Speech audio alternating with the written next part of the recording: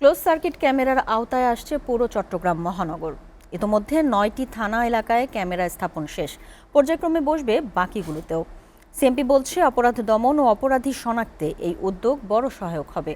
চট্টগ্রাম থেকে মৃন্ময় বিশ্বাসের প্রতিবেদন।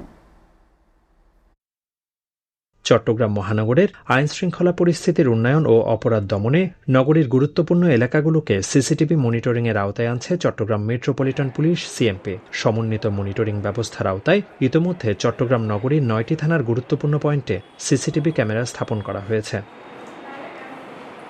চট্টগ্রামের আইন শৃঙ্খলা পরিস্থিতি নিয়ন্ত্রণ এবং অপরাধীকে আইনের আওতায় আনতে পুরো চট্টগ্রামকে সিসিটিভির আওতায় আনা হচ্ছে বলে জানিয়েছে সিএমপি।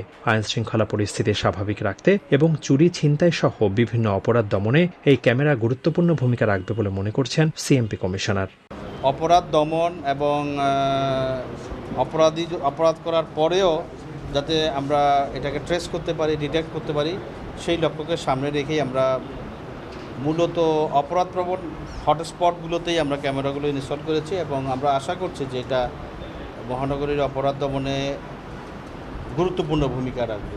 এই ব্যবস্থার মাধ্যমে চট্টগ্রাম শহরের বিভিন্ন থানার গুরুত্বপূর্ণ পয়েন্টে কেন্দ্রীয়ভাবে পর্যবেক্ষণ করা সম্ভব হবে। ফলে যে কোনো অনাকাঙ্ক্ষিত পরিস্থিতিতে দ্রুত ব্যবস্থা নেওয়া সহজ হবে।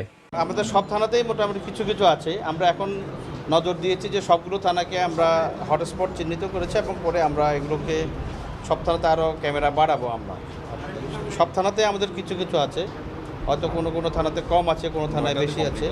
তবে ক্যামেরা রক্ষণাবেক্ষণ এবং সচল রাখা নিয়ে যেন কোনো প্রশ্ন না ওঠে, সেজন্য বিশেষ নজর রাখার তাগিদ সাধারণ মানুষের। মৃন্ময় বিশ্বাস, এসএটিভি, চট্টগ্রাম।